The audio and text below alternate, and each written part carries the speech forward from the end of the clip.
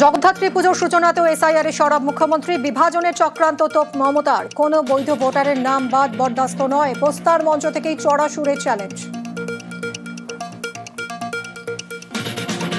कोई divide and rule नहीं चाहिए, सब जेन्युइन वोटर ठीक से रहे।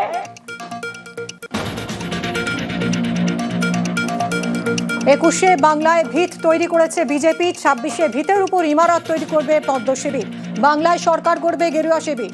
নেটওয়ার্ক 18-এর কনক্লেভে ফের দাবি অমিত শাহ। বিহার ভোটের পর বাংলার মুখ নিয়ে সিদ্ধান্ত জানালেন কেন্দ্রীয় স্বরাষ্ট্রমন্ত্রী।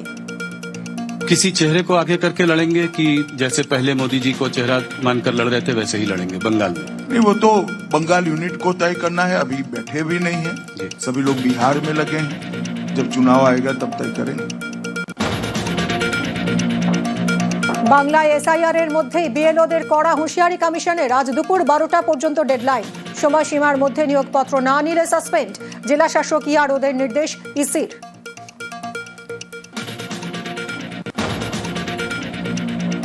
এনআরসি আশঙ্কায় আত্মহত্যা। দায় নিতে হবে কেন্দ্র কমিশনকেই। আগরপাড়ায় দাঁড়িয়েই তোপ অভিষেকের।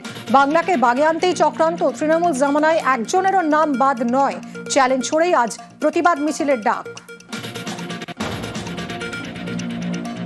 উত্তরবঙ্গের আকাশে কালো মেঘ। দার্জিলিং, কালিম্পং, আলিপুরদুয়ার সহ 5 জেলায় কাল অতি ভারী বৃষ্টির পূর্বাভাস। 200 মিলিমিটার পর্যন্ত বৃষ্টির আশঙ্কা। পাহাড়ে ধসের শঙ্কাও।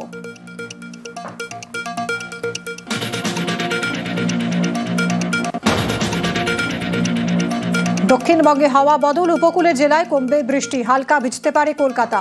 পুরুলিয়া, বর্ধমান, বীরভূম সহ 5 জেলায় আজ ভারী বৃষ্টির পূর্বাভাস।